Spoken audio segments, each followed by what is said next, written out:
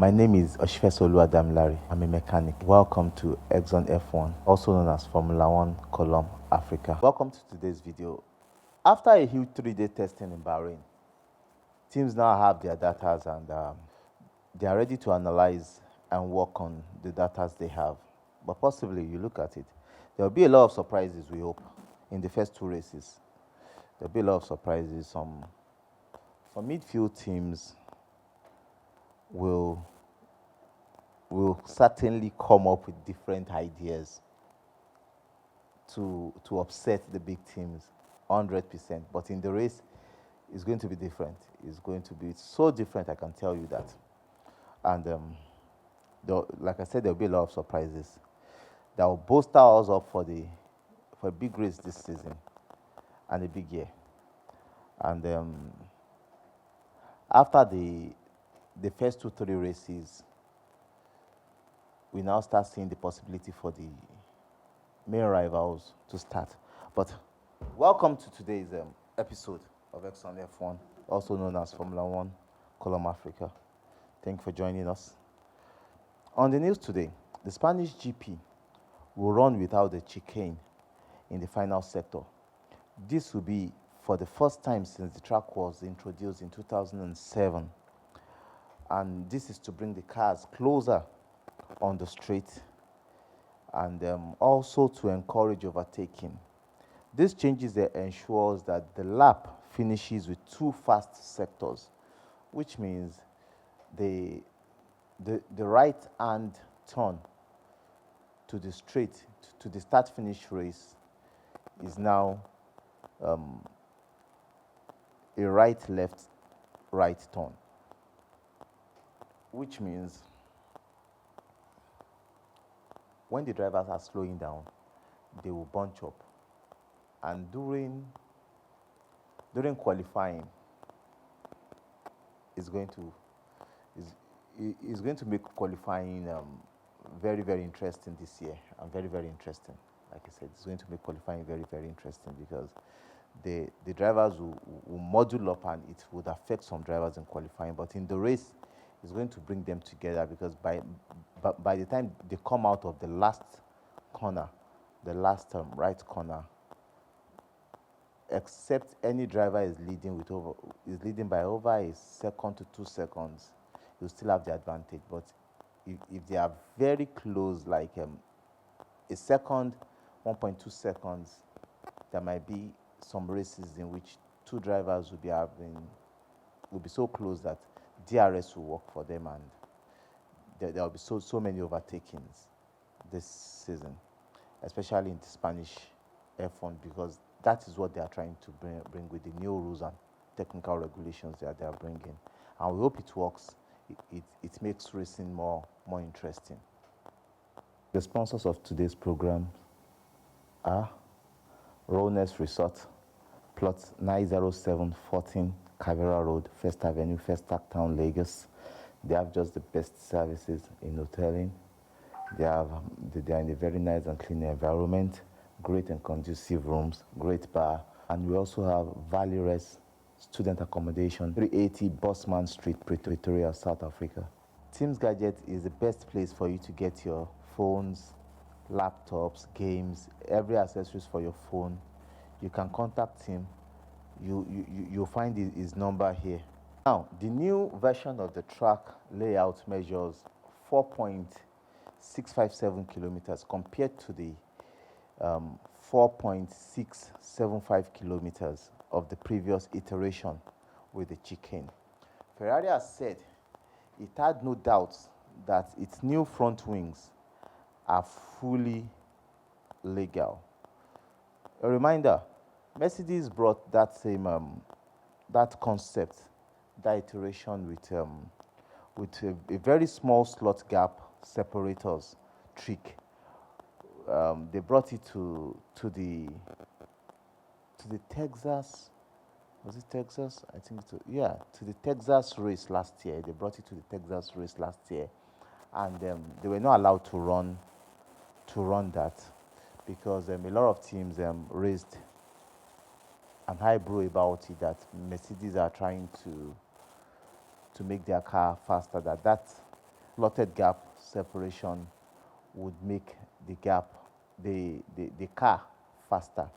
But unfortunately, the new technical regulations over the winter has made the same slotted gap separator tricks useful and viable to be used on the track. And Ferrari have said it is valid, they can use it, and it is not going to give any aerodynamics advantage to their car.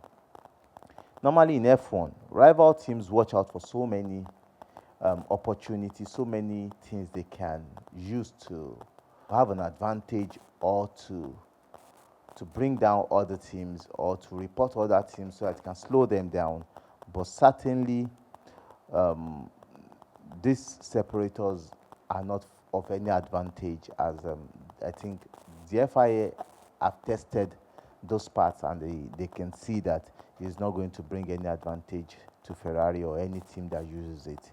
And I wonder why they didn't test it last year after Miami, after the Texas race, to give Mercedes the opportunity to use it, because it's not going to add any, if it is not going to add any opportunity or any advantage to Mercedes. But it's a new season, it is accepted, it's acceptable, so we see, certainly we will see some other teams bringing up the idea. Maybe it's just for beauty, maybe it's for an advantage, we would know in the course of the season. Also, Alfa Romeo Sauber are very comfortable and confident of doing well in this season's championship. The team was hit with various reliability issues last year, right from the first test in Barcelona last season, till the last race, they were having so many issues.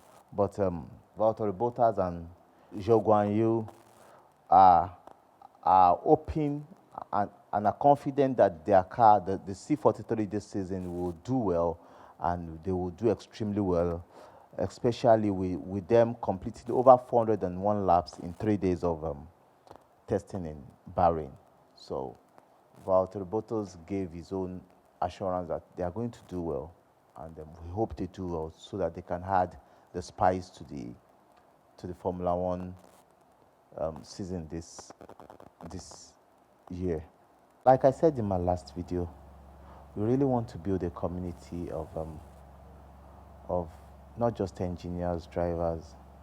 We want to build a very good racing community in Formula One, not just for 1 year, 2, 3 years, for longer years, like 20, 30, 40 years, and looking on to people that would carry on the betting. I was asked about how expensive Formula One is. I can really tell you, Formula One is not a child's play. It's a very, very expensive sport. It's a time management sport, and most times only the rich can. Most times, I didn't say at all times, can participate. And I can give you an example.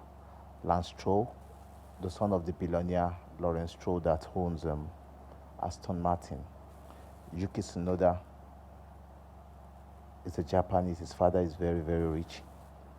Zhou Guanyu, those guys come from a rich background.